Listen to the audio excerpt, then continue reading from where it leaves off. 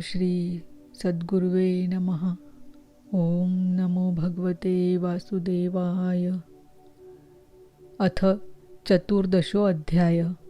अपशकुन देखकर महाराज युधिष्ठिर का शंका करना और अर्जुन का द्वारका से लौटना। सूत जी कहते हैं, स्वजनों से मिलने और पुण्य श्लोक भगवान श्री कृष्ण अब क्या करना चाहते हैं यह जानने के लिए अर्जुन द्वारका गए हुए थे। कई महीने बीत जाने पर भी अर्जुन वहां से लौटकर नहीं आए। धर्मराज युधिष्ठिर को बड़े भयंकर अपशकुन दिखने लगे। उन्होंने देखा काल की गति बड़ी विकट हो गई है। जिस समय जो ऋतु होनी चाहिए उस समय वह नहीं होती और उनकी क्रियाएं भी उल्टी ही होती है। लोग बड़े क्रोधी, लोभी और असत्यपरायण हो गए हैं। अपने जीवन निर्वाह के लिए लोग पापपूर्ण व्यापार करने लगे हैं। सारा व्यवहार कपट से भरा हुआ होता है। यहाँ तक कि मित्रता में भी छल मिला रहता है। पिता माता, सगे संबंधी, भाई और पति पत्नी में भी झगड़ा टंटा रहने लगा है। कली काल के आ जाने से लोगों का स्वभाव ही लोभ, दंभ आदि अधर्म से अभिभूत हो गया है और प्रकृति में भी अत्यंत अरिष्ट सूचक अपशकुन होने लगे हैं। यह सब देखकर युधिष्ठिर ने अपने छोटे भाई भीमसेन से कहा। युधिष्ठिर ने कहा, भीमसेन, अर्जुन को हमने द्वारका इसीलिए भेजा था कि वह वहां जाकर पुण्य श्लोक भगवान श्री कृष्ण क्या कर रहे हैं इसका पता लगाए और संबंधियों से मिल भी आए। तब से 7 महीने बीत गए, किंतु तुम्हारे छोटे भाई अब तक नहीं लौट रहे हैं। मैं ठीक ठीक यह नहीं समझ पाता हूँ कि उनके न आने का क्या कारण है। कहीं देवर्षि नारद के द्वारा बतलाया हुआ वह समय तो नहीं आ पहुँचा है जिसमें कृष्ण भगवान अपने लीला विग्रह का संवरण करना चाहते हैं। उन्हीं भगवान की कृपा से हमें यह संपत्ति, राज्य, स्त्री, प्राण, कुल, संतान, शत्रुओं पर विजय और स्वर्गादि लोकों का अधिकार प्राप्त हुआ है। भीमसेन, तुम तो मनुष्यों में व्याघ्र के समान बलवान हो। देखो तो सही, आकाश में उल्कापात आदि, पृथ्वी में भूकंप आदि और शरीरों में रोगादि कितने भयंकर अपशकुन हो रहे हैं। इनसे इस बात की सूचना मिलती है कि शीघ्र ही हमारी बुद्धि को मोह में डालने वाला कोई उत्पात होने वाला है। प्यारे भीमसेन, मेरी बाई जांघ, आँख और भुजा बार बार फड़क रही है। हृदय जोर से धड़क रहा है। अवश्य ही बहुत जल्दी कोई अनिष्ट होने वाला है। देखो, यह सियारिन उदय होते हुए सूर्य की ओर मुँह करके रो रही है। अरे, उसके मुँह से तो आग भी निकल रही है। यह कुत्ता बिल्कुल निर्भय सा होकर मेरी ओर देखकर चिल्ला रहा है। भीमसेन, गौ आदि अच्छे पशु मुझे अपने बाएं करके जाते हैं और गधे आदि बुरे पशु मुझे अपने दाहिने ओर कर देते हैं। मेरे घोड़े आदि वाहन मुझे रोते हुए दिखाई देते हैं। यह मृत्यु का दूत पेड़ुखी, उल्लू और उसका प्रतिपक्षी कौवा रात को अपने कर्ण कठोर शब्दों से मेरे मन को कपाते हुए विश्व को सूना कर देना चाहते हैं। दिशाएं धुंधली हो गई है। सूर्य और चंद्रमा के चारों ओर बार बार मंडल बैठते हैं। यह पृथ्वी पहाड़ों के साथ कांप उठती है। बादल बड़े जोर जोर से गरजते हैं और जहाँ तहाँ बिजली भी गिरती ही रहती है। शरीर को छेदने वाली एवं धूली वर्षा से अंधकार फैलाने वाली आंधी चलने लगी है। बादल बड़ा डरावना दृश्य उपस्थित करके सब ओर खून बरसाते हैं। देखो, सूर्य की प्रभा मंद पड़ गई है। आकाश में ग्रह परस्पर टकराया करते हैं। भूतों की घनी भीड़ में पृथ्वी और अंतरिक्ष में आग सी लगी हुई है। नदी, नद तालाब और लोगों के मन क्षुब्ध हो रहे हैं। घी से आग नहीं जलती, यह भयंकर काल न जाने क्या करेगा।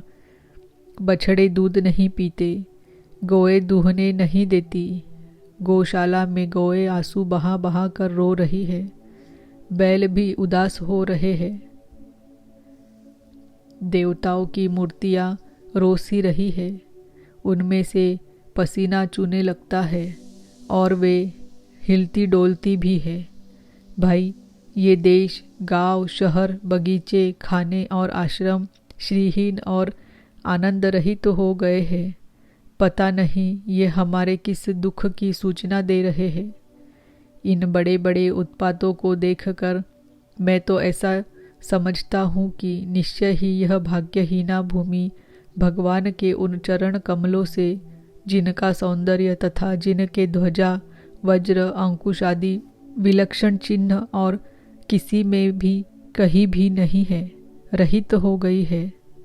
शौनक जी, राजा युधिष्ठिर इन भयंकर उत्पातों को देखकर मन ही मन चिंतित हो रहे थे कि द्वारका से लौटकर अर्जुन आए। युधिष्ठिर ने देखा अर्जुन इतने आतुर हो रहे हैं जितने पहले कभी नहीं देखे गए थे। मुंह लटका हुआ है, कमल सरीखे नेत्रों से आंसू बह रहे हैं और शरीर में बिल्कुल कांति नहीं है। उनको इस रूप में अपने चरणों में पड़ा देखकर युधिष्ठिर घबरा गए। देवर्षि नारद की बातें याद करके उन्होंने सहृदय के सामने ही अर्जुन से पूछा। युधिष्ठिर ने कहा, भाई, द्वारकापुरी में हमारे स्वजन संबंधी मधु, भोज, दशार, आर्ह, सात्वत, अंधक और वृष्णिवंशी यादव कुशल से तो है। हमारे माननीय नाना शूरसेन जी प्रसन्न हैं। अपने छोटे भाई सहित मामा वसुदेव जी तो कुशल पूर्वक है। उनकी पत्नियां, हमारी मामी देवकी आदि सातों बहिनें अपने पुत्रों और बहुओं के साथ आनंद से तो है। जिनका पुत्र कंस बड़ा ही दुष्ट था, वे राजा उग्रसेन अपने छोटे भाई देवक के साथ जीवित तो है ना। ऋदिक, उनके पुत्र कृतवर्मा, अक्रूर, जयंत, गद, सारण तथा शत्रुजित आदि यादव वीर सकुशल है ना। यादवों के प्रभु बलराम जी तो आनंद से है। वृष्णि वंश के सर्वश्रेष्ठ महारथी प्रद्युम्न सुख से तो है। युद्ध में बड़ी फुर्ती दिखाने वाले भगवान अनिरुद्ध आनंद से है ना। सुषेण, चारुदेष्ण, जाम्बवती नंदन, सांब और अपने पुत्रों के सहित ऋषभ आदि भगवान श्री कृष्ण के अन्य सब पुत्र भी प्रसन्न है ना।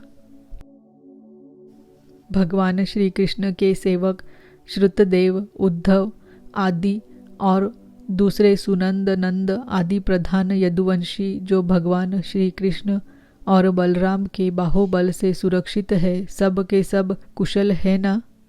हमसे अत्यंत प्रेम करने वाले वे लोग कभी हमारा कुशल मंगल भी पूछते हैं। भक्तवत्सल ब्राह्मण भक्त भगवान श्री कृष्ण अपने स्वजनों के साथ द्वारका की सुधर्मा सभा में सुखपूर्वक विराजते हैं ना। वे आदि पुरुष बलराम जी के साथ संसार के परम मंगल, परम कल्याण और उन्नति के लिए यदुवंश रूप क्षीरसागर में विराजमान हैं। उन्हीं के बाहुबल से सुरक्षित द्वारकापुरी में यदुवंशी लोग सारे संसार के द्वारा सम्मानित होकर बड़े आनंद से विष्णु भगवान के पार्षदों के समान विहार कर रहे हैं। सत्यभामा आदि 16,000 रानियां प्रधान रूप से उनके चरण कमलों की सेवा में ही रत रहकर उनके द्वारा युद्ध में इंद्रादि देवताओं को भी हराकर इंद्राणी के भोग योग्य तथा उन्हीं की अभीष्ट पारिजातादि वस्तुओं का उपभोग करती है। यदुवंशी वीर श्री कृष्ण के बाहुदंड के प्रभाव से सुरक्षित रहकर निर्भय रहते हैं और बलपूर्वक लाई हुई बड़े बड़े देवताओं के बैठने योग्य सुधर्मा सभा को अपने चरणों से आक्रांत करते हैं। भाई अर्जुन, यह भी बताओ कि तुम स्वयं तो कुशल से हो ना? मुझे तुम श्रीहीन से दिख रहे हो। वहाँ बहुत दिनों तक रहे, कहीं तुम्हारे सम्मान में तो किसी प्रकार की कमी नहीं हुई? किसी ने तुम्हारा अपमान तो नहीं कर दिया? कहीं किसी ने दुर्भावपूर्ण अमंगल शब्द आदि के द्वारा तुम्हारा चित्त तो नहीं दुखाया? अथवा किसी आशा से तुम्हारे पास आए हुए याचकों को उनकी मांगी हुई वस्तु अथवा अपनी ओर से कुछ देने की प्रतिज्ञा करके भी तुम नहीं दे सके? तुम सदा शरणागतों की रक्षा करते आए हो। कहीं किसी भी ब्राह्मण, बालक, गौ, बूढ़े, रोगी, अबला अथवा अन्य किसी प्राणी का जो तुम्हारी शरण में आए हो तुमने त्याग तो नहीं कर दिया? वही तुमने अगम्य स्त्री से समागम तो नहीं किया? अथवा गमन करने योग्य स्त्री के साथ असत्कार पूर्वक समागम तो नहीं किया? कहीं मार्ग में अपने से छोटे अथवा बराबरी वालों से हार तो नहीं गए? अथवा भोजन करने योग्य बालक और बूढ़ों को छोड़कर तुमने अकेले ही तो भोजन नहीं कर लिया? मेरा विश्वास है कि तुमने ऐसा कोई निंदित काम तो नहीं किया होगा जो तुम्हारे योग्य न हो न हो अपने परम प्रियतम अभिन्न हृदय परम सहृदय भगवान श्री कृष्ण से तुम रहित हो गए हो। इसी से अपने को शून्य मान रहे हो। इसके सिवा दूसरा कोई कारण नहीं हो सकता जिससे तुमको इतनी मानसिक पीड़ा हो। इति श्रीमद्भागवते महापुराणे पारमहंस्यां संहितायां प्रथमस्कन्धे युधिष्ठिर वितर्को नाम 14 ओम नमो भगवते वासुदेवाय। ओम नमो भगवते वासुदेवाय। ओम नमो भगवते वासुदेवाय। ओम श्री सद्गुरुवे नमः। ओम नमो भगवते वासुदेवाय। अथ 15 अध्याय। कृष्ण विरह व्यथित पांडवों का परीक्षित को राज्य देकर स्वर्ग सिधारना। सूत जी कहते हैं, भगवान श्री कृष्ण के प्यारे सखा अर्जुन एक तो पहले ही श्री कृष्ण के विरह से कृश हो रहे थे। उस पर राजा युधिष्ठिर ने उनकी विषादग्रस्त मुद्रा देखकर उसके विषय में कई प्रकार की आशंकाएं करते हुए प्रश्नों की झड़ी लगा दी। शोक से अर्जुन का मुख और हृदय कमल सूख गया था, चेहरा फीका पड़ गया था। वे उन्हीं भगवान श्री कृष्ण के ध्यान में ऐसे डूब रहे थे कि बड़े भाई के प्रश्नों का कुछ भी उत्तर न दे सके। श्री कृष्ण की आंखों से ओझल हो जाने के कारण वे बढ़ी हुई प्रेमजनित उत्कंठा के परवश हो रहे थे। रथ हाँकने, टहलने आदि के समय भगवान ने उनके साथ जो मित्रता, अभिन्न हृदयता और प्रेम से भरे हुए व्यवहार किए थे, उनकी याद पर याद आ रही थी। बड़े कष्ट से उन्होंने अपने शोक का वेग रोका, हाथ से नेत्रों के आंसू पोंछे और फिर रूंधे हुए गले से अपने बड़े भाई महाराज युधिष्ठिर से कहा। अर्जुन बोले, महाराज, मेरे ममेरे भाई अथवा अत्यंत घनिष्ठ मित्र का रूप धारण कर श्री कृष्ण ने मुझे ठग लिया। मेरे जिस प्रबल पराक्रम से बड़े बड़े देवता भी आश्चर्य में डूब जाते थे, उसे श्री कृष्ण ने मुझसे छीन लिया। जैसे यह शरीर प्राण से रहित होने पर मृतक कहलाता है, वैसे ही उनके क्षण भर के वियोग से यह संसार अप्रिय दिखने लगता है। उनके आश्रय से द्रौपदी स्वयंवर में राजा द्रुपद के घर आए हुए कामोन्मत्त राजाओं का तेज मैंने हरण कर लिया, धनुष पर बाण चढ़ाकर मत्स्यवेद किया और इस प्रकार द्रौपदी को प्राप्त किया था। उनकी सनिधि मात्र से मैंने समस्त देवताओं के साथ इंद्र को अपने बल से जीतकर अग्निदेव को उनकी तृप्ति के लिए खांडव वन का दान कर दिया और मय दानव की निर्माण की हुई अलौकिक कला कौशल से युक्त मायामयी सभा प्राप्त की और आपके यज्ञ में सब ओर से आकर राजाओं ने अनेकों प्रकार की भेंटें समर्पित की। 10,000 हाथियों की शक्ति और बल से संपन्न आपके इन छोटे भाई भीमसेन ने उन्हीं की शक्ति से राजाओं के सिर पर पैर रखने वाले अभिमानी जरासंध का वध किया था। तदनंतर उन्हीं भगवान ने उन बहुत से राजाओं को मुक्त किया जिनको जरासंध ने महाभैरव यज्ञ में बलि चढ़ाने के लिए बंदी बना रखा था। उन सब राजाओं ने आपके यज्ञ में अनेकों प्रकार के उपहार दिए थे। महारानी द्रौपदी राजसूय यज्ञ के महान अभिषेक से पवित्र हुए अपने उन सुंदर केशों को, जिन्हें दुष्टों ने भरी सभा में छूने का साहस किया था, बिखेर कर तथा आंखों में आंसू भरकर जब श्री कृष्ण के चरणों में गिर पड़ी, तब उन्होंने उसके सामने उसके उस घोर अपमान का बदला लेने की प्रतिज्ञा करके उन धूर्तों की स्त्रियों की ऐसी दशा कर दी कि वे विधवा हो गई और उन्हें अपने केश अपने हाथों खोल देने पड़े। वनवास के समय हमारे वैरी दुर्योधन के षड्यंत्र से 10,000 शिष्यों को साथ बिठाकर भोजन करने वाले महर्षि दुर्वासा ने हमें दुस्तर संकट में डाल दिया था। उस समय उन्होंने द्रौपदी के पात्र में बची हुई शाक की एक पत्ती का ही भोग लगाकर हमारी रक्षा की। उनके ऐसा करते ही नदी में स्नान करती हुई मुनि मंडली को ऐसा प्रतीत हुआ मानो उनकी तो बात ही क्या, सारी त्रिलोकी ही तृप्त हो गई है। उनके प्रताप से मैंने युद्ध में पार्वती सहित भगवान शंकर को आश्चर्य में डाल दिया तथा उन्होंने मुझको अपना पाशुपत नामक अस्त्र दिया। साथ ही दूसरे लोकपालों ने भी प्रसन्न होकर अपने अपने अस्त्र मुझे दिए। और तो क्या, उनकी कृपा से मैं इसी शरीर से स्वर्ग में गया और देवराज इंद्र की सभा में उनके बराबर आधे आसन पर बैठने का सम्मान मैंने प्राप्त किया।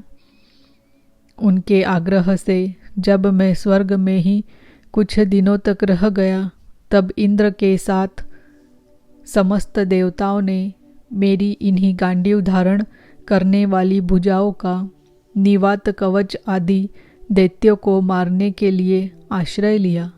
महाराज, यह सब जिनकी महती कृपा का फल था, उन्हीं पुरुषोत्तम भगवान श्री कृष्ण ने मुझे आज ठग लिया।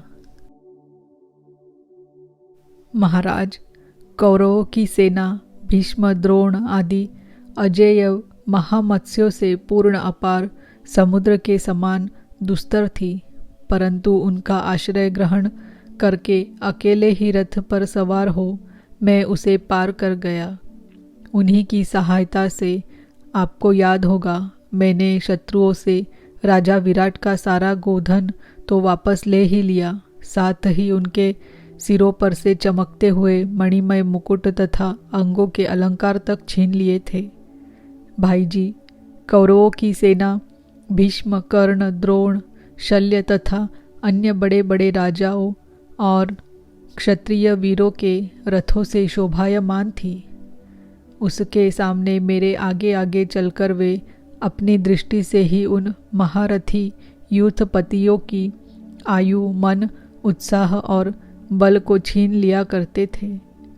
द्रोणाचार्य, भीष्म, कर्ण, भूरिश्रवा, सुशर्मा, शल्य, जयद्रथ और बाल्हिक आदि वीरों ने मुझ पर अपने कभी न चूकने वाले अस्त्र चलाए थे, परंतु जैसे हिरण्यकशिपु आदि दैत्यों के अस्त्र शस्त्र भगवत भक्त प्रहलाद का स्पर्श नहीं करते थे, वैसे ही उनके शस्त्रास्त्र मुझे छू तक नहीं सके।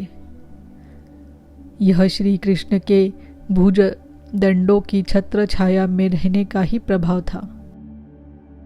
श्रेष्ठ पुरुष संसार से मुक्त होने के लिए जिनके चरण कमलों का सेवन करते हैं, अपने आप तक को दे डालने वाले उन भगवान को मुझ निर्बुद्ध ने सारथी तक बना डाला। आहा, जिस समय मेरे घोड़े थक गए थे और मैं रथ से उतरकर पृथ्वी पर खड़ा था, उस समय बड़े बड़े महारथी शत्रु भी मुझ पर प्रहार न कर सके, क्योंकि श्री कृष्ण के प्रभाव से उनकी बुद्धि मारी गई थी।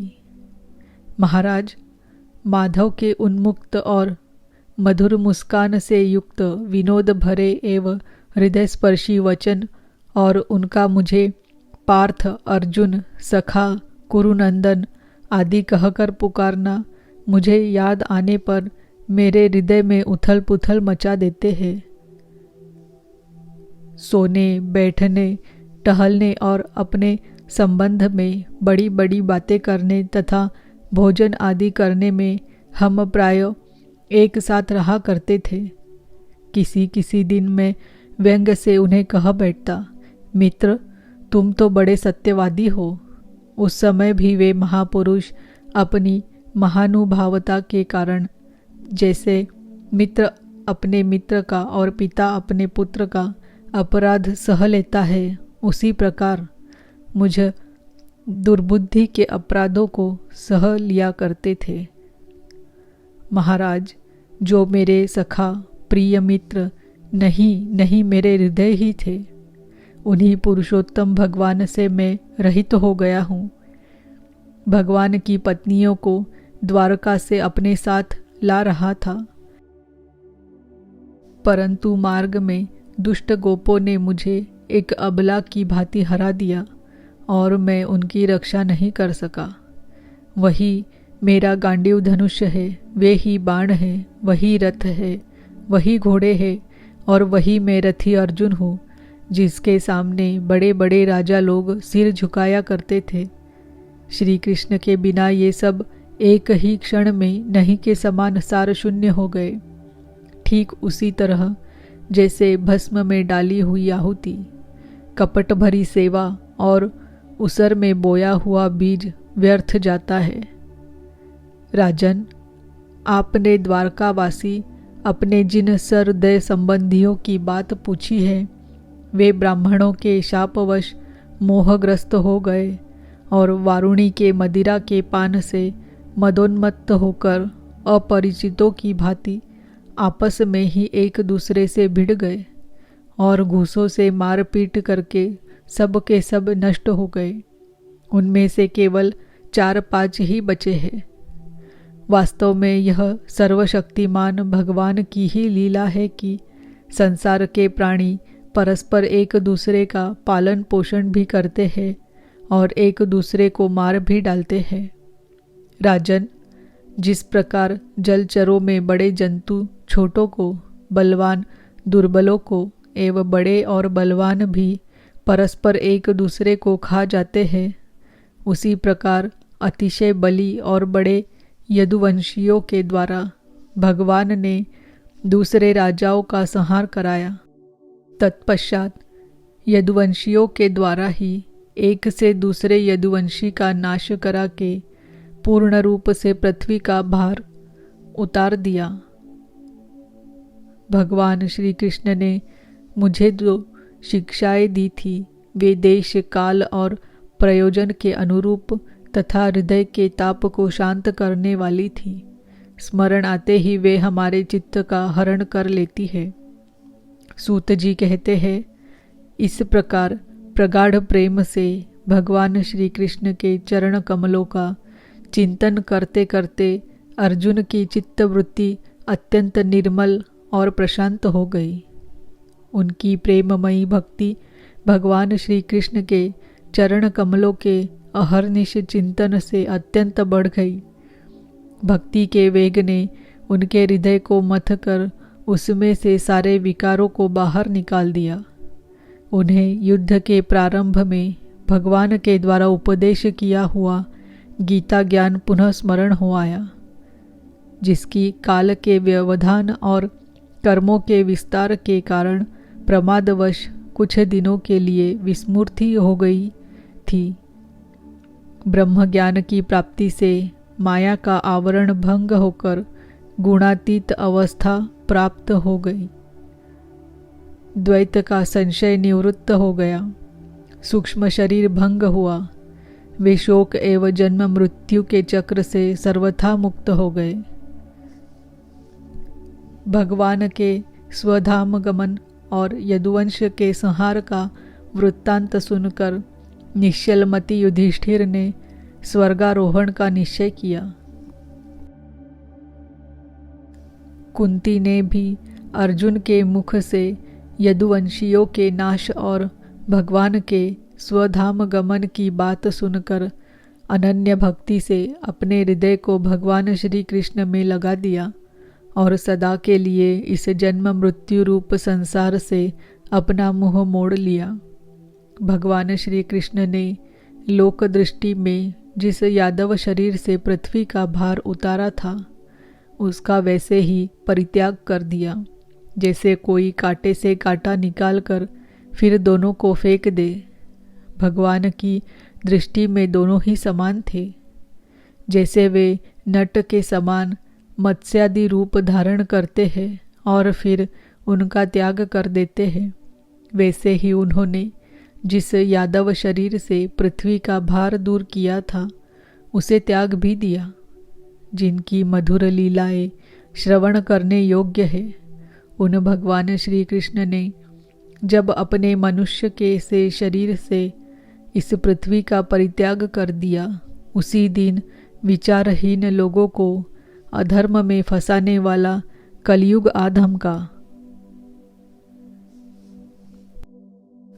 महाराज युधिष्ठिर से कलयुग का फैलना छिपा न रहा। उन्होंने देखा देश में, नगर में, घरों में और प्राणियों में लोभ, असत्य, छल, हिंसा आदि अधर्मों की बढ़ती हो गई है। तब उन्होंने महाप्रस्थान का निश्चय किया। उन्होंने अपने विनयी पौत्र परीक्षित को, जो गुणों में उन्हीं के समान थे, समुद्र से घिरी हुई पृथ्वी के सम्राट पद पर हस्तिनापुर में अभिषिक्त किया।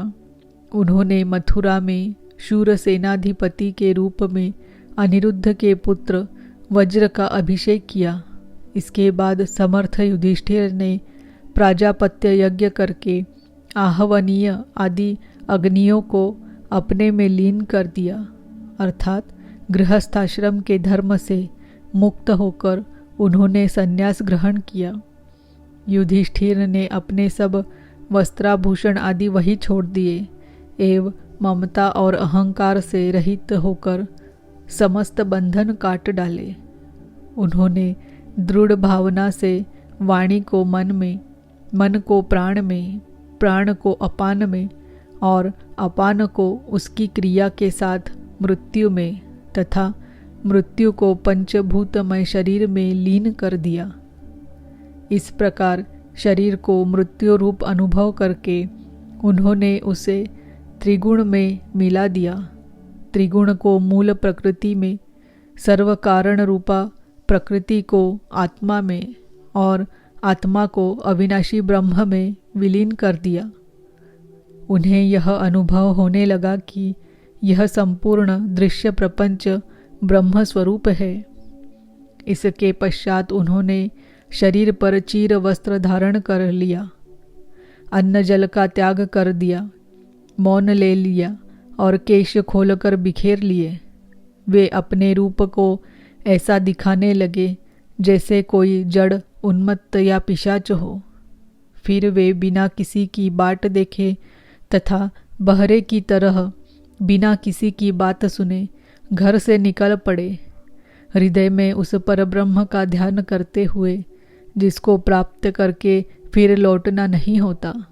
उन्होंने उत्तर दिशा की यात्रा की, जिस ओर पहले बड़े बड़े महात्मा जन जा चुके हैं।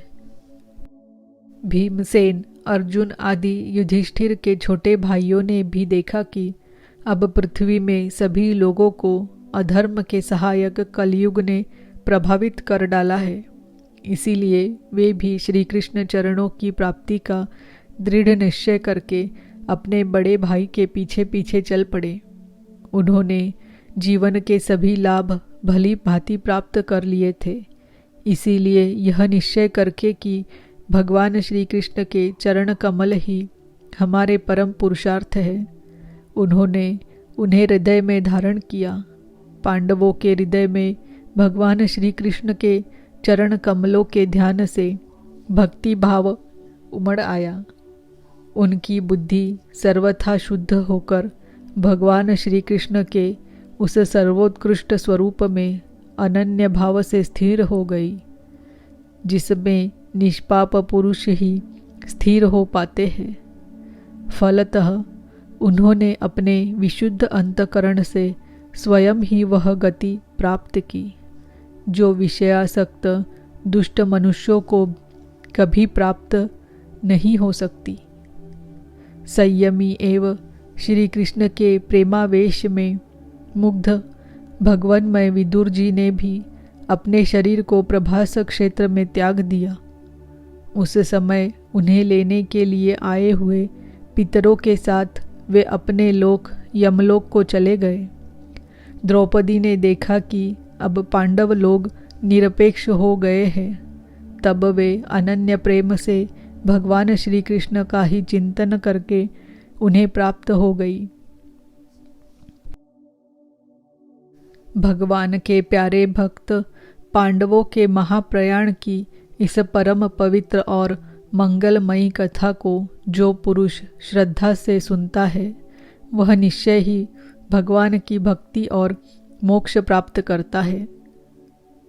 इति श्रीमद्भागवते महापुराणे पारमहंस्यां संहितायां प्रथमस्कन्धे पाण्डवस्वर्गारोहणं नाम 15 ओम नमो भगवते वासुदेवाय। ओम नमो भगवते वासुदेवाय। ओम नमो भगवते वासुदेवाय। ओम श्री सद्गुरुवे नमः। ओम नमो भगवते वासुदेवाय। अथ षोडशो अध्याय। परीक्षित की दिग्विजय तथा धर्म और पृथ्वी का संवाद। सूत जी कहते हैं, शौनक जी, पांडवों के महाप्रयाण के पश्चात भगवान के परम भक्त राजा परीक्षित श्रेष्ठ ब्राह्मणों की शिक्षा के अनुसार पृथ्वी का शासन करने लगे। उनके जन्म के समय ज्योतिषियों ने उनके संबंध में जो कुछ कहा था, वास्तव में वे सभी महान गुण उनमें विद्यमान थे। उन्होंने उत्तर की पुत्री इरावती से विवाह किया। उससे उन्होंने जन्मेजय आदि 4 पुत्र उत्पन्न किए तथा कृपाचार्य को आचार्य बनाकर उन्होंने गंगा के तट पर 3 अश्वमेध यज्ञ किए, जिनमें ब्राह्मणों को पुष्कल दक्षिणा दी गई। उन यज्ञों में देवताओं ने प्रत्यक्ष रूप में प्रकट होकर अपना भाग ग्रहण किया था। एक बार दिग्विजय करते समय उन्होंने देखा कि शूद्र के रूप में कलयुग राजा का वेश धारण करके एक गाय और बैल के जोड़े को ठोकरों से मार रहा है। तब उन्होंने उसे बलपूर्वक पकड़कर दंड दिया। शौनक जी ने पूछा, महाभाग्यवान सूत जी, दिग्विजय के समय महाराज परीक्षित ने कलयुग को दंड देकर ही क्यों छोड़ दिया, मार क्यों नहीं डाला? क्योंकि राजा का वेश धारण करने पर भी था तो वह अधम शूद्र ही, जिसने गाय को लात से मारा था। यदि यह प्रसंग भगवान श्री कृष्ण की लीला से अथवा उनके चरण कमलों के मकरंद रस का पान करने वाले रसिक महानुभवों से संबंध रखता हो तो अवश्य कहिए। दूसरी व्यर्थ की बातों से क्या लाभ? उनमें तो आयु व्यर्थ नष्ट होती है। प्यारे सूत जी, जो लोग चाहते तो है मोक्ष, परंतु अल्पायु होने के कारण मृत्यु से ग्रस्त हो रहे हैं, उनके कल्याण के लिए भगवान यम का आवाहन करके उन्हें यहाँ शामित्र कर्म में नियुक्त कर दिया है। जब तक यमराज यहाँ इस कर्म में नियुक्त है तब तक किसी की मृत्यु नहीं होगी। मृत्यु से ग्रस्त मनुष्य लोक के जीव भी भगवान की सुधातुल्य लीला कथा का पान कर सके, इसके लिए महर्षियों ने भगवान यम को यहाँ बुलाया है।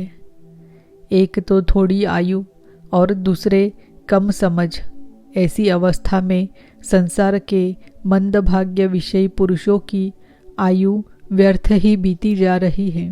नींद में रात और व्यर्थ के कामों में दिन। सूत जी ने कहा, जिस समय राजा परीक्षित कुरुजांगल देश में सम्राट के रूप में निवास कर रहे थे, उस समय उन्होंने सुना कि मेरी सेना द्वारा सुरक्षित साम्राज्य में कलयुग का प्रवेश हो गया है। इस समाचार से उन्हें दुख तो अवश्य हुआ, परंतु यह सोचकर कि युद्ध करने का अवसर हाथ लगा, वे उतने दुखी नहीं हुए। इसके बाद युद्धवीर परीक्षित ने धनुष हाथ में ले लिया। वे श्याम वर्ण के घोड़ों से जुते हुए सिंह की ध्वजा वाले सुसज्जित रथ पर सवार होकर दिग्विजय करने के लिए नगर से बाहर निकल पड़े।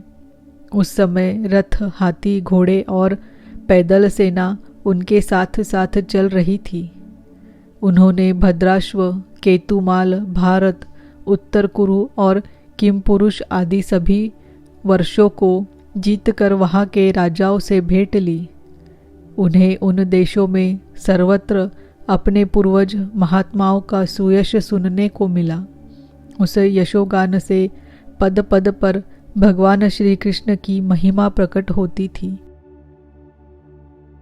इसके साथ ही उन्हें यह भी सुनने को मिलता था कि भगवान श्री कृष्ण ने अश्वत्थामा के ब्रह्मास्त्र की ज्वाला से किस प्रकार उनकी रक्षा की थी। यदुवंशी और पांडवों में परस्पर कितना प्रेम था तथा पांडवों की भगवान श्री कृष्ण में कितनी भक्ति थी। जो लोग उन्हें ये चरित्र सुनाते, उन पर महामना राजा परीक्षित बहुत प्रसन्न होते। उनके नेत्र प्रेम से खिल उठते। वे बड़ी उदारता से उन्हें बहुमूल्य वस्त्र और मणियों के हार उपहार रूप में देते। वे सुनते कि भगवान श्री कृष्ण ने प्रेम परवश होकर पांडवों के सारथी का काम किया, उनके सभासद बने, यहाँ तक कि उनके मन के अनुसार काम करके उनकी सेवा भी की। उनके सखा तो थे ही, दूत भी बने। वे रात को शस्त्र ग्रहण करके वीरासन से बैठ जाते और शिविर का पहरा देते। उनके पीछे पीछे चलते, स्तुति करते तथा प्रणाम करते। इतना ही नहीं, अपने प्रेमी पांडवों के चरणों में उन्होंने सारे जगत को झुका दिया। तब परीक्षित की भक्ति भगवान श्री कृष्ण के चरण कमलों में और भी बढ़ जाती। इस प्रकार वे दिन दिन पांडवों के आचरण का अनुसरण करते हुए दिग्विजय कर रहे थे। उन्हीं दिनों उनके शिविर से थोड़ी ही दूर पर एक आश्चर्यजनक घटना घटी।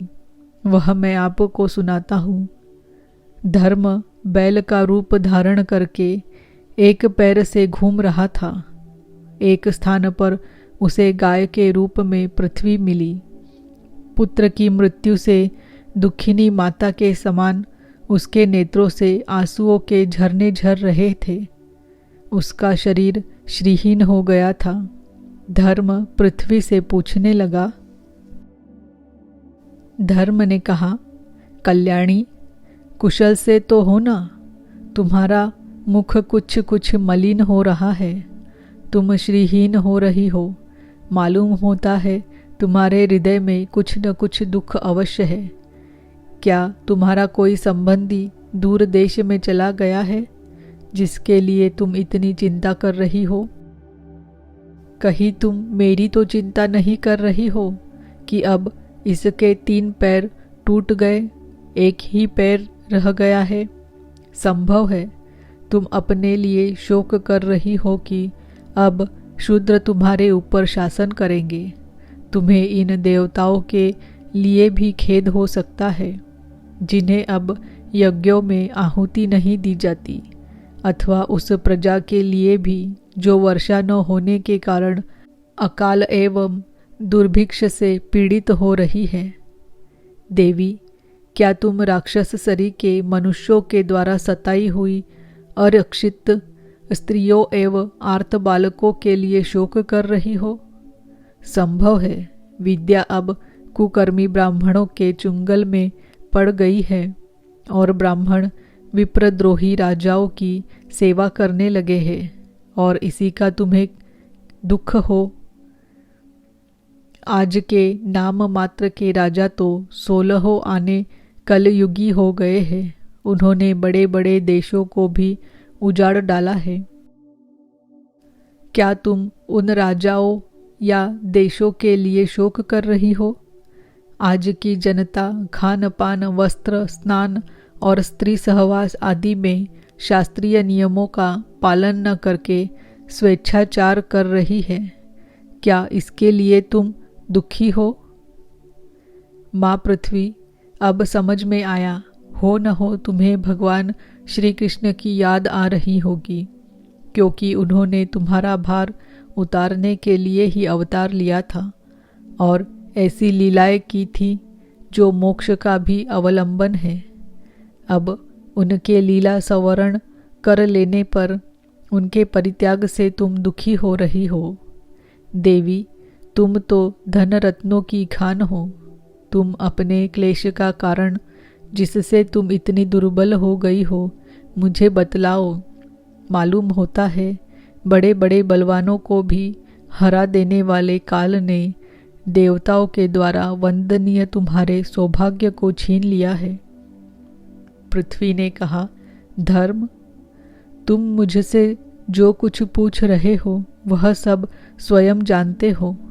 जिन भगवान के सहारे तुम सारे संसार को सुख पहुँचाने वाले अपने चारों चरणों से युक्त थे, जिनमें सत्य, पवित्रता, दया, क्षमा, त्याग, संतोष, सरलता, शम, दम, तप, समता, तितिक्षा, उपरति, शास्त्र विचार, ज्ञान, वैराग्य, ऐश्वर्य, वीरता, तेज, बल, स्मृति, स्वतंत्रता, कौशल, कांति, धैर्य, कोमलता, निर्भीकता, विनय, शील, साहस, उत्साह, बल, सौभाग्य, गंभीरता, स्थिरता, आस्तिकता, कीर्ति, गौरव और निरहंकारता, ये 39 अप्राकृत गुण तथा महत्वाकांक्षी पुरुषों के द्वारा वांछनीय शरणागत वत्सलता आदि और भी बहुत से महान गुण उनकी सेवा करने के लिए नित्य निरंतर निवास करते हैं। एक क्षण के लिए भी उनसे अलग नहीं होते। उन्हीं समस्त गुणों के आश्रय सौंदर्य धाम भगवान श्री कृष्ण ने इस समय इस लोक से अपनी लीला संवरण कर ली और यह संसार पापमय कलयुग की कुदृष्टि का शिकार हो गया। यही देखकर मुझे बड़ा शोक हो रहा है। अपने लिए देवताओं में श्रेष्ठ, तुम्हारे लिए देवता, पितर, ऋषि, साधु और समस्त वर्णों तथा आश्रमों के मनुष्यों के लिए मैं शोकग्रस्त हो रही हूँ। जिनका कृपा कटाक्ष प्राप्त करने के लिए ब्रह्मा आदि देवता भगवान के शरणागत होकर बहुत दिनों तक तपस्या करते रहे, वही लक्ष्मी जी अपने निवास स्थान कमल वन का परित्याग करके बड़े प्रेम से जिनके चरण कमलों की सुभग छत्र छाया का सेवन करती है, उन्हीं भगवान के कमल, वज्र, अंकुश, ध्वजा आदि चिन्हों से युक्त श्री चरणों से विभूषित होने के कारण मुझे महान वैभव प्राप्त हुआ था और मेरी तीनों लोकों से बढ़कर शोभा हुई थी। परंतु मेरे सौभाग्य का अब अंत हो गया। भगवान ने मुझ अभागिनी को छोड़ दिया मालूम होता है मुझे अपने सौभाग्य पर गर्व हो गया था, इसीलिए उन्होंने मुझे यह दंड दिया है। तुम अपने 3 चरणों के कम हो जाने से मन ही मन कुढ़ रहे थे, अतः अपने पुरुषार्थ से तुम्हें अपने ही अंदर पुनः सब अंगों से पूर्ण एवं स्वस्थ कर देने के लिए वे अत्यंत रमणीय श्याम सुंदर विग्रह से यदुवंश में प्रकट हुए और मेरे बड़े भारी भार को, जो असुरवंशी राजाओं की सैकड़ों अक्षोहिणियों के रूप में था, नष्ट कर डाला, क्योंकि वे परम स्वतंत्र थे, जिन्होंने अपनी प्रेम भरी चितवन, मनोहर मुस्कान और मीठी मीठी बातों से सत्यभामा आदि मधुमयी मानिनियों के मान के साथ धीरज को भी छीन लिया था, और जिनके चरण कमलों के स्पर्श से मैं निरंतर आनंद से पुलकित रहती थी, उन पुरुषोत्तम भगवान श्री कृष्ण का विरह भला कौन सह सकती है। धर्म और पृथ्वी इस प्रकार आपस में बातचीत कर ही रहे थे कि उसी समय राजर्षि परीक्षित पूर्ववाहिनी सरस्वती के तट पर आ पहुँचे। इति श्रीमद्भागवते महापुराणे पारमहंस्यां संहितायां प्रथमस्कन्धे पृथ्वीधर्मसंवादो नाम षोडशोऽध्यायः। ॐ नमो भगवते वासुदेवाय। ॐ नमो भगवते वासुदेवाय। ॐ नमो भगवते वासुदेवाय। ओम श्री सद्गुरुवे नमः। ओम नमो भगवते वासुदेवाय। अथ सप्तदशो अध्याय। महाराज परीक्षित द्वारा कलयुग का दमन। सूत जी कहते हैं, शौनक जी, वहाँ पहुंचकर राजा परीक्षित ने देखा कि एक राजवेशधारी शूद्र हाथ में डंडा लिए हुए है और गाय बैल के एक जोड़े को इस तरह पीटता जा रहा है जैसे उनका कोई स्वामी ही न हो।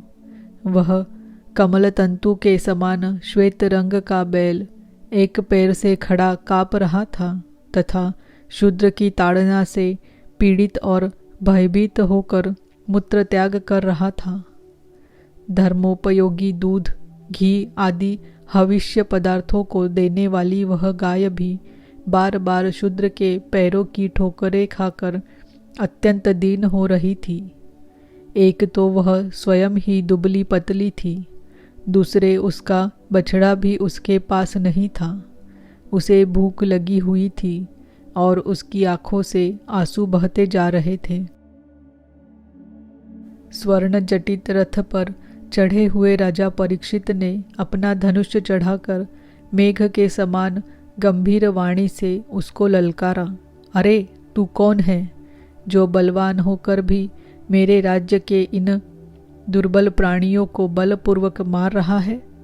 तूने नट की भांति वेश तो राजा का सा बना रखा है, परंतु कर्म से तू शूद्र जान पड़ता है।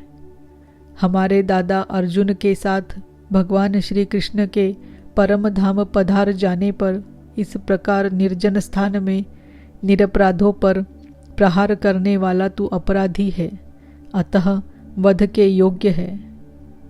उन्होंने धर्म से पूछा, कमल नाल के समान आपका श्वेत वर्ण है, 3 पैर न होने पर भी आप एक ही पैर से चलते फिरते हैं। यह देखकर मुझे बड़ा कष्ट हो रहा है। बतलाइए, आप क्या बैल के रूप में कोई देवता है? अभी यह भूमंडल कुरुवंशी नरपतियों के बाहुबल से सुरक्षित है। इसमें आपके सिवा और किसी भी प्राणी की आंखों से शोक के आंसू बहते मैंने नहीं देखे। धेनुपुत्र, अब आप शोक न करें, इस शूद्र से निर्भय हो जाए। गोमाता, मैं दुष्टों को दंड देने वाला हूँ, अब आप रोए नहीं, आपका कल्याण हो। देवी, जिस राजा के राज्य में दुष्टों के उपद्रव से सारी प्रजा त्रस्त रहती है, उस मत वाले राजा की कीर्ति, आयु, ऐश्वर्य और परलोक नष्ट हो जाते हैं। राजाओं का परम धर्म यही है कि वे दुखियों का दुख दूर करें। यह महादुष्ट और प्राणियों को पीड़ित करने वाला है, अतः मैं अभी इसे मार डालूंगा। सुरभि नंदन, आप तो 4 पैर वाले जीव हैं, आपके 3 पैर किसने काट डाले? श्री कृष्ण के अनुयायी राजाओं के राज्य में कभी कोई भी आपकी तरह दुखी न हो। वृषभ, आपका कल्याण हो। बताइए, आप जैसे निरपराध साधुओं का अंग भंग करके किस दुष्ट ने पांडवों की कीर्ति में कलंक लगाया है? जो किसी निरपराध प्राणी को सताता है, उसे चाहे वह कहीं भी रहे, मेरा भय अवश्य होगा। दुष्टों का दमन करने से साधुओं का कल्याण ही होता है। जो उद्दंड व्यक्ति निरपराध प्राणियों को दुख देता है, वह चाहे साक्षात देवता ही क्यों न हो। मैं उसकी बाजूबंद से विभूषित भुजा को काट डालूंगा। बिना आपत्ति काल के मर्यादा का उल्लंघन करने वालों को शास्त्रानुसार दंड देते हुए अपने धर्म में स्थित लोगों का पालन करना राजाओं का परम धर्म है। धर्म ने कहा, राजन, आप महाराज पांडु के वंशज हैं। आपका इस प्रकार दुखियों को आश्वासन देना आपके योग्य ही है, क्योंकि आपके पूर्वजों के श्रेष्ठ गुणों ने भगवान श्री कृष्ण को उनका सारथी और दूत आदि बना दिया था। नरेंद्र, शास्त्रों के विभिन्न वचनों से मोहित होने के कारण हम उस पुरुष को नहीं जानते जिससे क्लेशों के कारण उत्पन्न होते हैं। जो लोग किसी भी प्रकार के द्वैत को स्वीकार नहीं करते, वे अपने आप को ही अपने दुख का कारण बतलाते हैं। कोई प्रारब्ध को कारण बतलाते हैं तो कोई कर्म को, कुछ लोग स्वभाव को तो कुछ लोग ईश्वर को दुख का कारण मानते हैं। किन्हीं किन्हीं का ऐसा भी निश्चय है कि दुख का कारण न तो तर्क के द्वारा जाना जा सकता है और न वाणी के द्वारा बतलाया जा सकता है। राजर्षि, अब इनमें कौन सा मत ठीक है, यह आप अपनी बुद्धि से ही विचार लीजिए। सूत जी कहते हैं, ऋषि श्रेष्ठ शौनक जी, धर्म का यह प्रचार सुनकर सम्राट परीक्षित बहुत प्रसन्न हुए। उनका खेद मिट गया। उन्होंने शांत चित्त होकर उनसे कहा। परीक्षित ने कहा, धर्म का तत्व जानने वाले ऋषभदेव, आप धर्म का उपदेश कर रहे हैं। अवश्य ही आप ऋषभ के रूप में स्वयं धर्म हैं। आपने अपने को दुख देने वाले का नाम इसलिए नहीं बताया है कि अधर्म करने वाले को जो नरकादि प्राप्त होते हैं, वे ही चुगली करने वाले को भी मिलते हैं। अथवा यही सिद्धांत निश्चित है कि प्राणियों के मन और वाणी से परमेश्वर की माया के स्वरूप का निरूपण नहीं किया जा सकता। धर्मदेव, सत्ययुग में आपके 4 चरण थे, तप, पवित्रता, दया और सत्य। इस समय अधर्म के अंश गर्व, आसक्ति और मद से 3 चरण नष्ट हो चुके हैं। अब आपका 4था चरण केवल सत्य ही बच रहा है। उसी के बल पर आप जी रहे हैं। असत्य से पुष्ट हुआ यह अधर्म रूप कलियुग उसे भी ग्रास कर लेना चाहता है। ये गौ माता साक्षात पृथ्वी है। भगवान ने इनका भारी बोझ उतार दिया था और ये उनके राशि राशि सौंदर्य बिखेरने वाले चरण चिन्हों से सर्वत्र उत्सवमयी हो गई थी। अब ये उनसे बिछुड़ गई है। वे साध्वी अभागिनी के समान नेत्रों में जल भरकर यह चिंता कर रही है कि अब राजा का स्वांग बनाकर ब्राह्मण द्रोही शूद्र मुझे भोगेंगे। महारथी परीक्षित ने इस प्रकार धर्म और पृथ्वी को सांत्वना दी। फिर उन्होंने अधर्म के कारण रूप कलयुग को मारने के लिए तीक्ष्ण तलवार उठाई। कलयुग ताड़ गया कि ये तो अब मुझे मार ही डालना चाहते हैं। अतः झटपट उसने अपने राज्य चिन्ह उतार डाले और भय विवल होकर उनके चरणों में अपना सिर रख दिया। परीक्षित बड़े यशस्वी, दीन वत्सल और शरणागत रक्षक थे। उन्होंने जब कलयुग को अपने पैरों पर पड़े देखा तो कृपा करके उसको मारा नहीं, अपितु हंसते हुए से उससे कहा।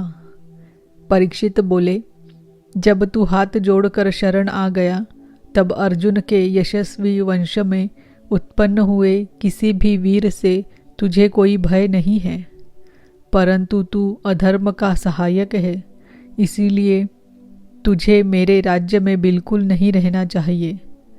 तेरे राजाओं के शरीर में रहने से ही लोभ, झूठ, चोरी, दुष्टता, स्वधर्म त्याग, दरिद्रता, कपट, कलह, दंभ और दूसरे पापों की बढ़ती हो रही है।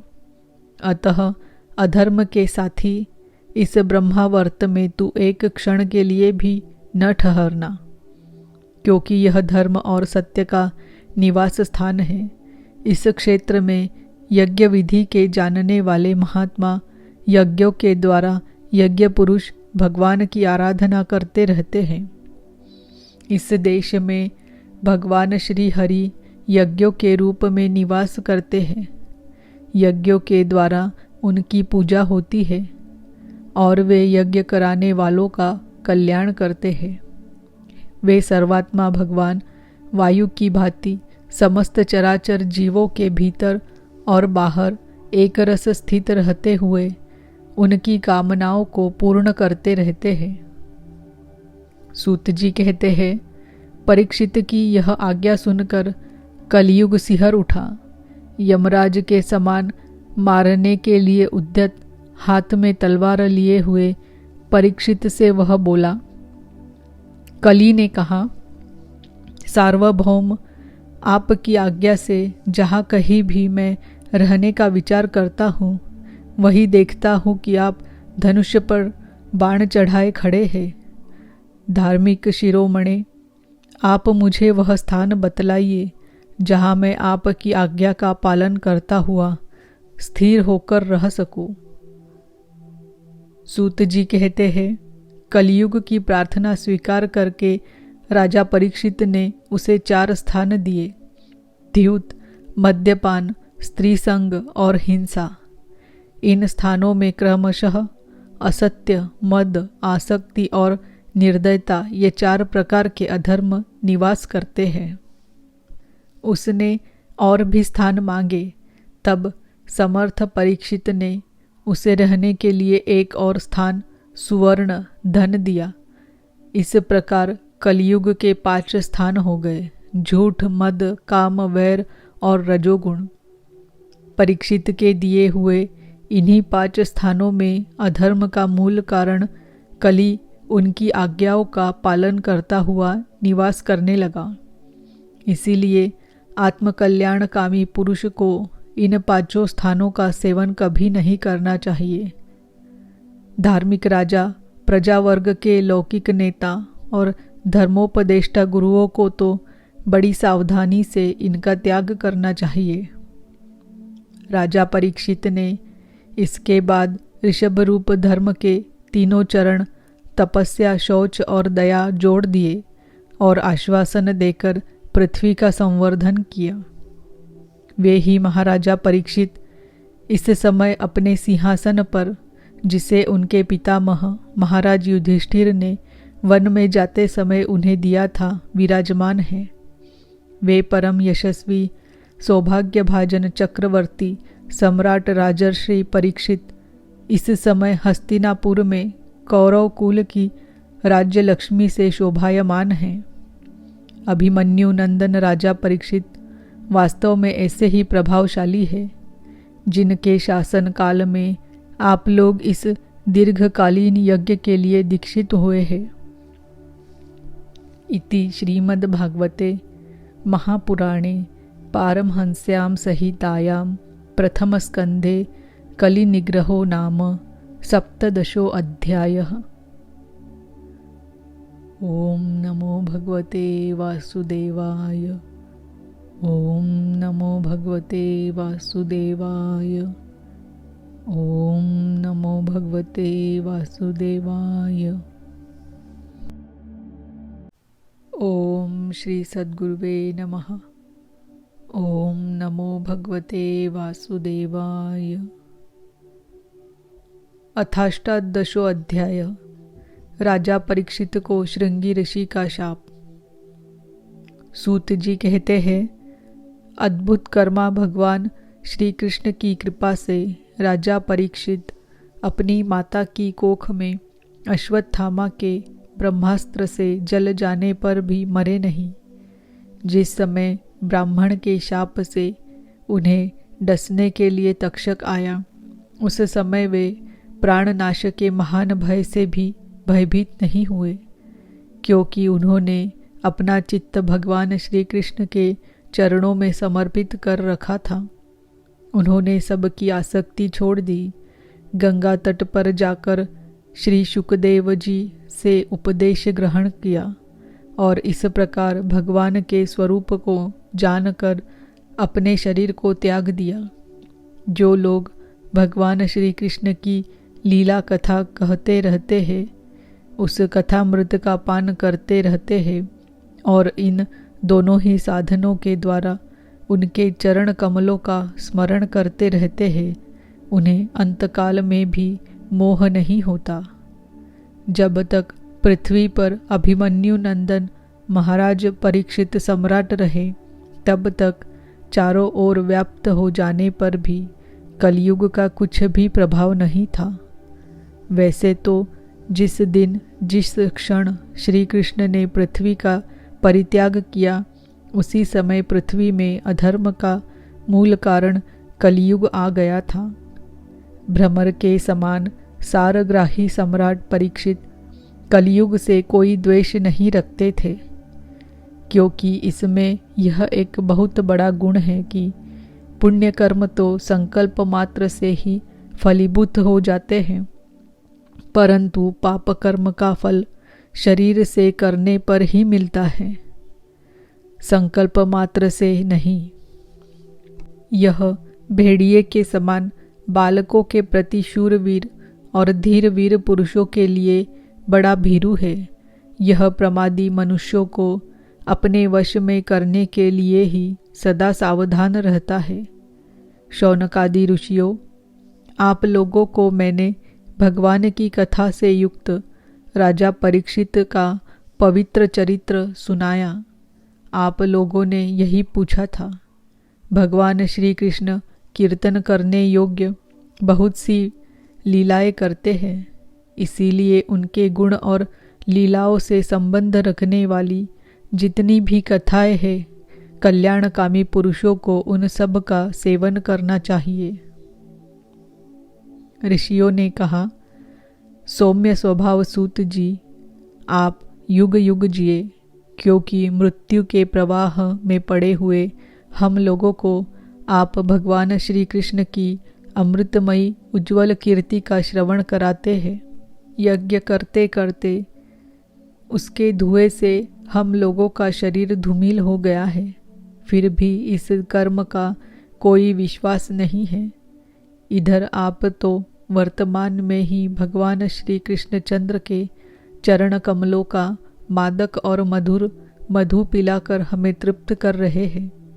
भगवत प्रेमी भक्तों के लव मात्र के सत्संग से स्वर्ग एवं मोक्ष की भी तुलना नहीं की जा सकती। फिर मनुष्यों के तुच्छ भोगों की तो बात ही क्या है। ऐसा कौन सा रसमर्मज्ञ होगा जो महापुरुषों के एकमात्र जीवन सर्वस्व श्री कृष्ण की लीला कथाओं से तृप्त हो जाए। समस्त प्राकृत गुणों से अतीत भगवान के अचिंत्य अनंत कल्याणमय गुणगणों का पार तो ब्रह्मा शंकर आदि बड़े बड़े योगेश्वर भी नहीं पा सके। विद्वान, आप भगवान को ही अपने जीवन का ध्रुव तारा मानते हैं। इसीलिए आप सत्पुरुषों के एकमात्र आश्रय भगवान के उदार और विशुद्ध चरित्रों का हम श्रद्धालु श्रोताओं के लिए विस्तार से वर्णन कीजिए।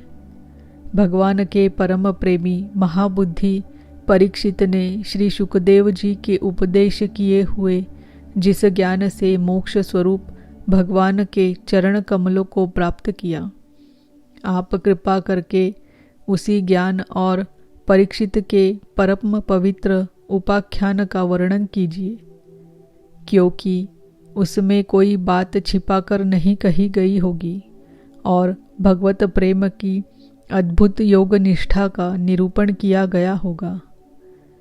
उसमें पद पद पर भगवान श्री कृष्ण की लीलाओं का वर्णन हुआ होगा।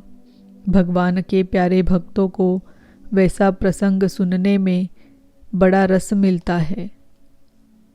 सूत जी कहते हैं, अहो विलोम, जाति में उत्पन्न होने पर भी महात्माओं की सेवा करने के कारण आज हमारा जन्म सफल हो गया, क्योंकि महापुरुषों के साथ बातचीत करने मात्र से ही नीच कुल में उत्पन्न होने की मनोव्यथा शीघ्र ही मिट जाती है। फिर उन लोगों की तो बात ही क्या है जो सत्पुरुषों के एकमात्र आश्रय भगवान का नाम लेते हैं। भगवान की शक्ति अनंत है, वे स्वयं अनंत है।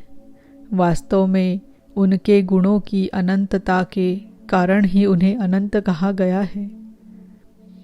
भगवान के गुणों की समता भी जब कोई नहीं कर सकता, तब उनसे बढ़कर तो कोई हो ही कैसे सकता है।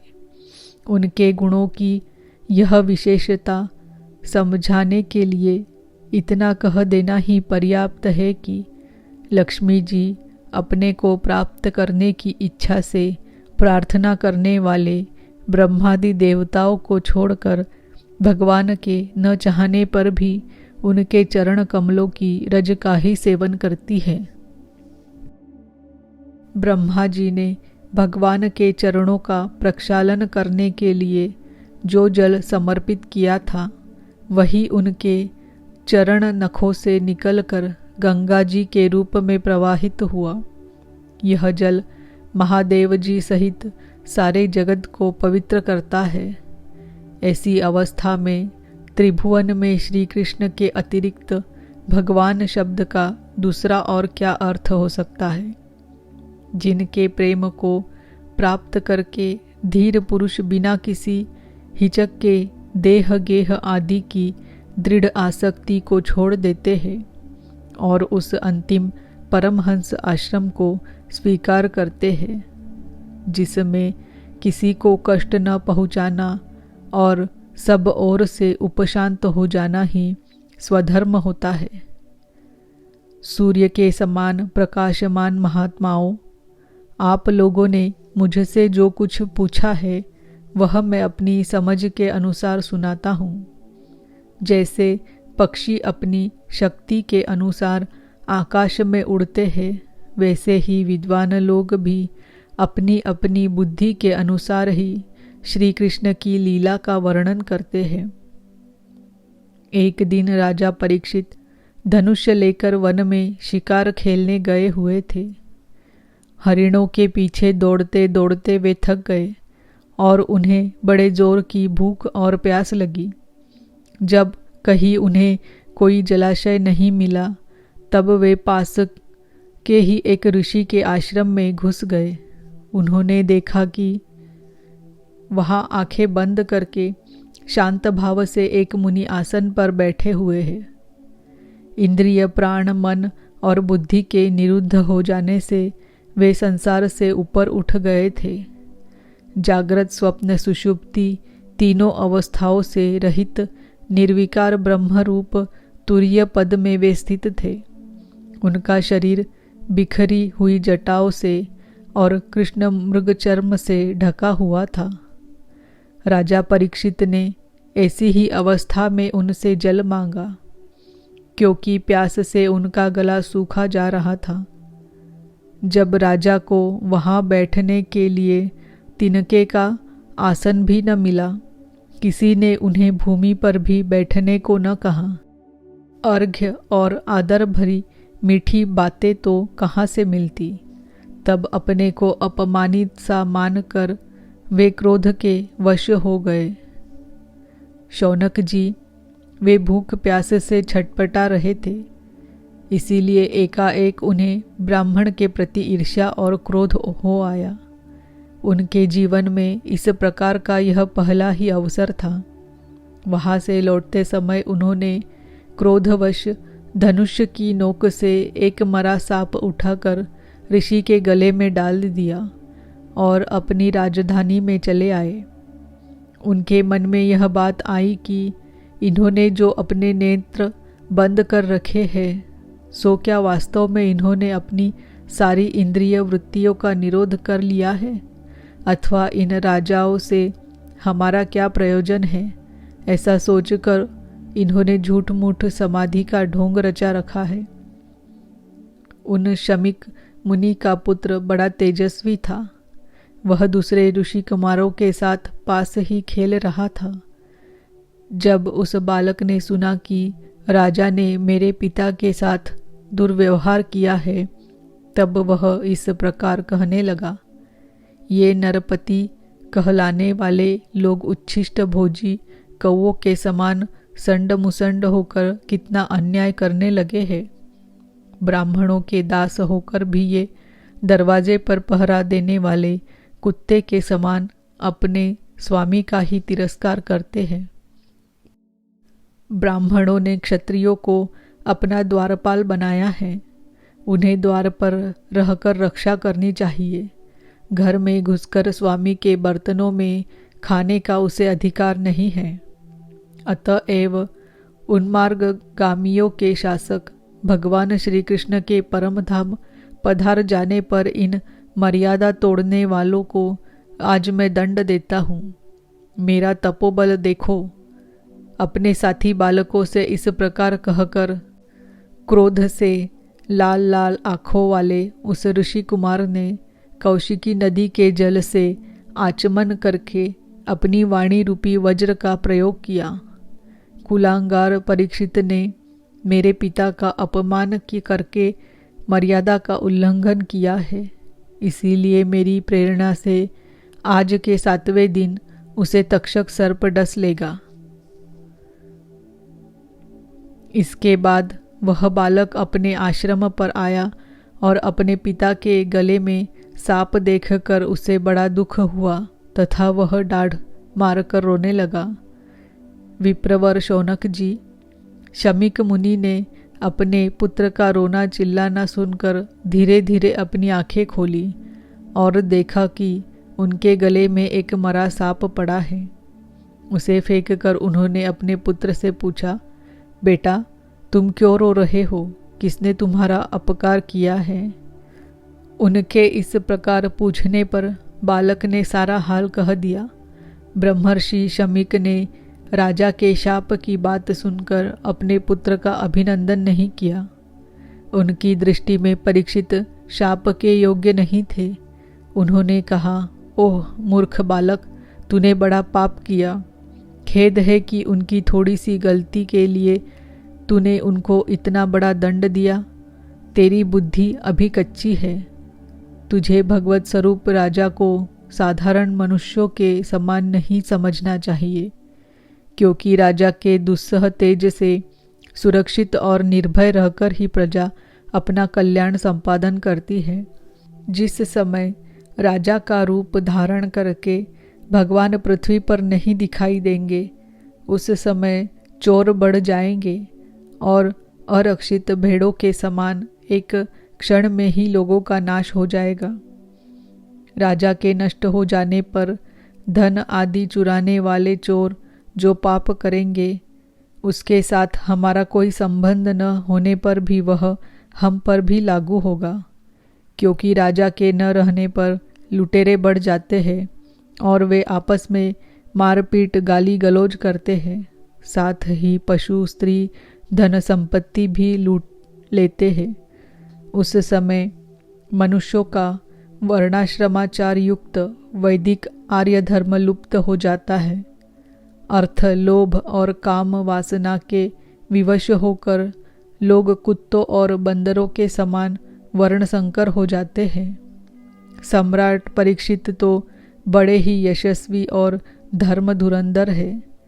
उन्होंने बहुत से अश्वमेध यज्ञ किए और वे भगवान के परम प्यारे भक्त हैं। वे ही राजर्षि भूख प्यास से व्याकुल होकर हमारे आश्रम पर आए थे। वे शाप के योग्य कदापि नहीं हैं। इस नासमझ बालक ने हमारे निष्पाप सेवक राजा का अपराध किया है। सर्वात्मा भगवान कृपा करके इसे क्षमा करे। भगवान के भक्तों में भी बदला लेने की शक्ति होती है, परंतु वे दूसरों के द्वारा किए हुए अपमान, धोखेबाजी, गाली गलौज, आक्षेप और मारपीट का कोई बदला नहीं लेते। महामुनि शमीक को पुत्र के अपराध पर बड़ा पश्चाताप हुआ। राजा परीक्षित ने जो उनका अपमान किया था उस पर तो उन्होंने ध्यान ही नहीं दिया। महात्माओं का स्वभाव ही ऐसा होता है कि जगत में जब दूसरे लोग उन्हें सुख दुखादि द्वंद्वों में डाल देते हैं तब भी वे प्रायः हर्षित या व्यथित नहीं होते, क्योंकि आत्मा का स्वरूप तो गुणों से सर्वथा परे है। इति श्रीमद्भागवते महापुराणे पारमहंस्यां संहितायां प्रथमस्कन्धे विप्रशापोपलभनं नामाष्टादशोऽध्यायः। ॐ नमो भगवते वासुदेवाय। ॐ नमो भगवते वासुदेवाय। ॐ नमो भगवते वासुदेवाय। ओम श्री सद्गुरुवे नमः। ओम नमो भगवते वासुदेवाय। अथेकोनविंशो अध्याय। परीक्षित का अनशन व्रत और सुखदेव जी का आगमन। सूत जी कहते हैं, राजधानी में पहुँचने पर राजा परीक्षित को अपने उस निंदनीय कर्म के लिए बड़ा पश्चाताप हुआ। वे अत्यंत उदास हो गए और सोचने लगे, मैंने निरपराध एवं अपना तेज छिपाए हुए ब्राह्मण के साथ अनार्य पुरुषों के समान बड़ा नीच व्यवहार किया। यह बड़े खेद की बात है। अवश्य ही उन महात्मा के अपमान के फलस्वरूप शीघ्र से शीघ्र मुझ पर कोई घोर विपत्ति आएगी। मैं भी ऐसा ही चाहता हूँ, क्योंकि उससे मेरे पाप का प्रायश्चित्त हो जाएगा और फिर कभी मैं ऐसा काम करने का दुस्साहस नहीं करूँगा। ब्राह्मणों की क्रोधाग्नि से आज ही मेरे राज्य, सेना और भरे पूरे खजाने को जलाकर खाक कर दे, जिससे फिर कभी मुझे दुष्ट की ब्राह्मण, देवता और गौ के प्रति ऐसी पाप बुद्धि न हो। वे इस प्रकार चिंता कर ही रहे थे कि उन्हें मालूम हुआ ऋषि कुमार के शाप से तक्षक मुझे डसेगा। उन्हें वह धधकती हुई आग के समान तक्षक का डसना बहुत भला मालूम हुआ। उन्होंने सोचा कि बहुत दिनों से मैं संसार में आसक्त हो रहा था, अब मुझे शीघ्र वैराग्य होने का कारण प्राप्त हो गया। वे इस लोक और परलोक के भोगों को तो पहले से ही तुच्छ और त्याज्य समझते थे। अब उनका स्वरूपतः त्याग करके भगवान श्री कृष्ण के चरण कमलों की सेवा को ही सर्वोपरि मानकर आमरण अनशन व्रत लेकर वे गंगा तट पर बैठ गए। गंगा जी का जल भगवान श्री कृष्ण के चरण कमलों का वह पराग लेकर प्रवाहित होता है जो श्रीमती तुलसी की गंध से मिश्रित है। यही कारण है कि वे लोकपालों के सहित ऊपर नीचे के समस्त लोकों को पवित्र करती है। कौन ऐसा मरणासन्न पुरुष होगा जो उनका सेवन न करेगा। इस प्रकार गंगा जी के तट पर आमरण अनशन का निश्चय करके उन्होंने समस्त आसक्तियों का परित्याग कर दिया और वे मुनियों का व्रत स्वीकार करके अनन्य भाव से श्री कृष्ण के चरण कमलों का ध्यान करने लगे।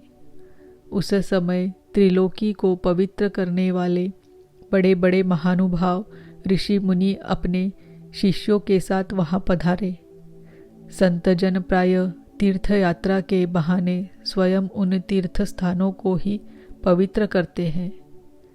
उस समय वहां पर अत्रि, वशिष्ठ, च्यवन, शरद्वान, अरिष्टनेमि, भृगु, अंगिरा, पराशर, विश्वामित्र, परशुराम, उतथ्य, इंद्रप्रमद, इद्मवाह, मेधातिथि, देवल, आर्ष्टिशेन, भारद्वाज, गौतम, पिप्पलाद, मैत्रेय, और्व, कवश, अगस्त्य, भगवान व्यास, नारद तथा इनके अतिरिक्त और भी कई श्रेष्ठ देवर्षि, ब्रह्मर्षि तथा अरुणादि राजर्षि वर्यों का शुभागमन हुआ।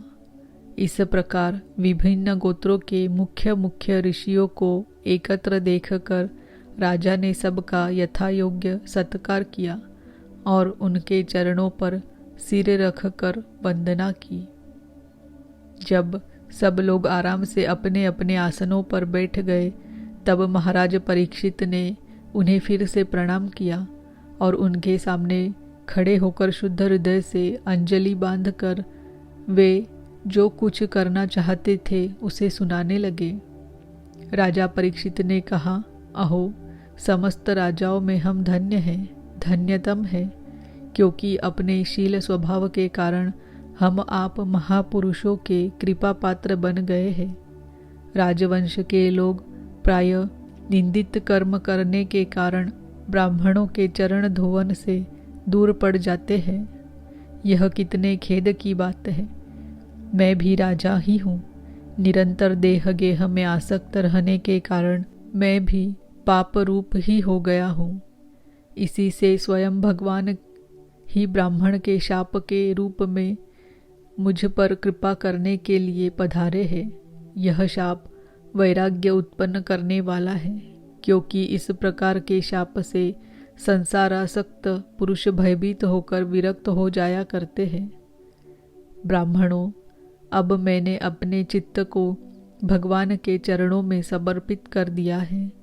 आप लोग और माँ गंगा जी शरणागत जानकर मुझ पर अनुग्रह करें। ब्राह्मण कुमार के शाप से प्रेरित कोई दूसरा कपट से तक्षक का रूप धरकर मुझे डस ले अथवा स्वयं तक्षक आकर डस ले, इसकी मुझे तनिक भी परवाह नहीं है। आप लोग कृपा करके भगवान की रसमयी लीलाओं का गायन करें। मैं आप ब्राह्मणों के चरणों में प्रणाम करके पुनः यही प्रार्थना करता हूँ कि मुझे कर्मवश चाहे जिस योनि में जन्म लेना पड़े, भगवान श्री कृष्ण के चरणों में मेरा अनुराग हो, उनके चरणाश्रित महात्माओं से विशेष प्रीति हो और जगत के समस्त प्राणियों के प्रति मेरी एक सी मैत्री रहे, ऐसा आप आशीर्वाद दीजिए। महाराज परीक्षित परम धीर थे। वैसा दृढ़ निश्चय करके गंगा जी के दक्षिण तट पर पूर्वाग्र कुशों के आसन पर उत्तर मुख होकर बैठ गए। राजकाज का भार तो उन्होंने पहले ही अपने पुत्र जन्मेजय को सौंप दिया था। पृथ्वी के एक छत्र सम्राट परीक्षित जब इस प्रकार आमरण अनशन का निश्चय करके बैठ गए, तब आकाश में स्थित देवता लोग बड़े आनंद से उनकी प्रशंसा करते हुए वहां पृथ्वी पर पुष्पों की वर्षा करने लगे तथा उनके नगारे बार बार बजने लगे। सभी उपस्थित महर्षियों ने परीक्षित के निश्चय की प्रशंसा की और साधु साधु कहकर उनका अनुमोदन किया। ऋषि लोग तो स्वभाव से ही लोगों पर अनुग्रह की वर्षा करते रहते हैं। यही नहीं, उनकी सारी शक्ति लोक पर कृपा करने के लिए ही होती है। उन लोगों ने भगवान श्री कृष्ण के गुणों से प्रभावित परीक्षित के प्रति उनके अनुरूप वचन कहे।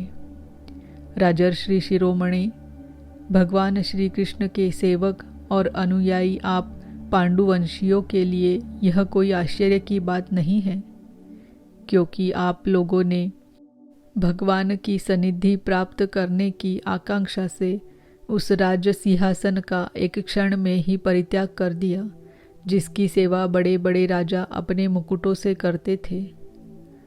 हम सब तब तक यही रहेंगे जब तक ये भगवान के परम भक्त परीक्षित अपने नश्वर शरीर को छोड़कर माया दोष एवं शोक से रहित भगवत धाम में नहीं चले जाते। ऋषियों के ये वचन बड़े ही मधुर, गंभीर, सत्य और समता से युक्त थे। उन्हें सुनकर राजा परीक्षित ने उन योग युक्त मुनियों का अभिनंदन किया और भगवान के मनोहर चरित्र सुनने की इच्छा से ऋषियों से प्रार्थना की। महात्माओं, आप सभी सब ओर से यहाँ पधारे हैं।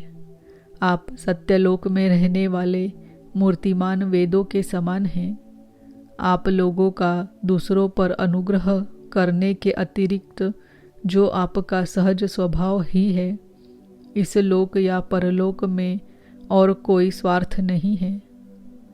विप्रवरों, आप लोगों पर पूर्ण विश्वास करके मैं अपने कर्तव्य के संबंध में यह पूछने योग्य प्रश्न करता हूँ। आप सभी विद्वान परस्पर विचार करके बतलाइए कि सबके लिए सब अवस्थाओं में और विशेष करके थोड़े ही समय में मरने वाले पुरुषों के लिए अंतकरण और शरीर से करने योग्य विशुद्ध कर्म कौन सा है। उसी समय पृथ्वी पर स्वेच्छा से विचरण करते हुए किसी की कोई अपेक्षा न रखने वाले व्यासनंदन भगवान श्री शुकदेव जी महाराज वहाँ प्रकट हो गए। वे वर्ण अथवा आश्रम के बाह्य चिन्हों से रहित एवं आत्मानुभूति में संतुष्ट थे। बच्चों और स्त्रियों ने उन्हें घेर रखा था। उनका वेश अवधूत का था। 16 वर्ष की अवस्था थी। चरण, हाथ, जंगा, भुजाएं, कंधे, कपोल और अन्य सब अंग अत्यंत सुकुमार थे। नेत्र बड़े बड़े और मनोहर थे। नासिका कुछ ऊंची थी, कान बराबर थे, सुंदर बोहें थी। इनसे मुख बड़ा ही शोभायमान हो रहा था। गला तो मानो सुंदर शंख ही था। हंसली ढकी हुई, छाती चौड़ी और उभरी हुई, नाभि भंवर के समान गहरी तथा उदर बड़ा ही सुंदर त्रिवली से युक्त था। लंबी लंबी भुजाएं थी। मुख पर घुंघराले बाल बिखरे हुए थे। इस दिगंबर वेश में वे श्रेष्ठ देवता के समान तेजस्वी जान पड़ते थे। श्याम रंग था। चित्त को चुराने वाली भरी जवानी थी। वे शरीर की छटा और मधुर मुस्कान से स्त्रियों को सदा ही मनोहर जान पड़ते थे। यद्यपि उन्होंने अपने तेज को छिपा रखा था, फिर भी उनके लक्षण जानने वाले महामुनियों ने उन्हें पहचान लिया और वे सब के सब अपने अपने आसन छोड़कर उनके सम्मान के लिए उठ खड़े हुए। राजा परीक्षित ने अतिथि रूप से पधारे हुए श्री शुकदेव जी को सिर झुकाकर प्रणाम किया और उनकी पूजा की। उनके स्वरूप को न जानने वाले बच्चे और स्त्रियां उनकी यह महिमा देखकर वहां से लौट गए। सबके द्वारा सम्मानित होकर श्री शुकदेव जी श्रेष्ठ आसन पर विराजमान हुए। ग्रह, नक्षत्र और तारों से घिरे हुए चंद्रमा के समान ब्रह्मर्षि, देवर्षि और राजर्षियों के समूह से आवृत श्री शुकदेव जी अत्यंत शोभायमान हुए। वास्तव में वे महात्माओं के भी आदरणीय थे। जब प्रखर बुद्धि श्री शुकदेव जी शांत भाव से बैठ गए, तब भगवान के परम भक्त परीक्षित ने उनके समीप आकर और चरणों पर सिर रखकर प्रणाम किया। फिर खड़े होकर हाथ जोड़कर नमस्कार किया। उसके पश्चात बड़ी मधुर वाणी से उनसे यह प्रश्न पूछा। परीक्षित ने कहा, ब्रह्म स्वरूप भगवान, आज हम बड़भागी हुए, क्योंकि अपराधी क्षत्रिय होने पर भी हमें संत समागम का अधिकारी समझा गया। आज कृपापूर्वक अतिथि रूप से पधारकर आपने हमें तीर्थ के तुल्य पवित्र बना दिया। आप जैसे महात्माओं के स्मरण मात्र से ही गृहस्थों के घर तत्काल पवित्र हो जाते हैं, फिर दर्शन, स्पर्श, पाद प्रक्षालन और आसन दानादि का सुअवसर मिलने पर तो कहना ही क्या है। महायोगिन, जैसे भगवान विष्णु के सामने दैत्य लोग नहीं ठहरते, वैसे ही आपकी सनिधि से बड़े बड़े पाप भी तुरंत नष्ट हो जाते हैं। अवश्य ही पांडवों के सहृदय भगवान श्री कृष्ण मुझ पर अत्यंत प्रसन्न हैं। उन्होंने अपने फुफेरे भाइयों की प्रसन्नता के लिए उन्हीं के कुल में उत्पन्न हुए मेरे साथ भी अपनेपन का व्यवहार किया है। भगवान श्री कृष्ण की कृपा न होती तो आप सरी के एकांत वनवासी अव्यक्त गति परम सिद्ध पुरुष स्वयं पधार कर इस मृत्यु के समय हम जैसे प्राकृत मनुष्यों को क्यों दर्शन देते। आप योगियों के परम गुरु हैं, इसीलिए मैं आपसे परम सिद्धि के स्वरूप और साधन के संबंध में प्रश्न कर रहा हूँ। जो पुरुष सर्वथा मरणासन्न है, उसको क्या करना चाहिए? भगवान, साथ ही यह भी बतलाइए कि मनुष्य मात्र को क्या करना चाहिए। वे किसका श्रवण, किसका जप, किसका स्मरण और किसका भजन करे तथा किसका त्याग करे। भगवत स्वरूप मुनिवर, आपका दर्शन अत्यंत दुर्लभ है, क्योंकि जितनी देर एक गाय दूही जाती है गृहस्थों के घर, उतनी देर भी तो आप नहीं ठहरते। सूत जी कहते हैं, जब राजा ने बड़ी ही मधुर वाणी में इस प्रकार संभाषण एवं प्रश्न किए, तब समस्त धर्मों के मर्मज्ञ व्यासनंदन भगवान श्री शुकदेव जी उनका उत्तर देने लगे। इति श्रीमद्भागवते महापुराणे वैयासिक्यामष्टादशसाहस्रयां पारमहंस्यां संहितायां प्रथमस्कन्धे शुकागमनं नामैकोनविंशोऽध्यायः इति प्रथमस्कन्ध समाप्तः। हरि ओम तत्सत्। ओम नमो भगवते वासुदेवाय। ओम नमो भगवते वासुदेवाय। ओम नमो भगवते वासुदेवाय।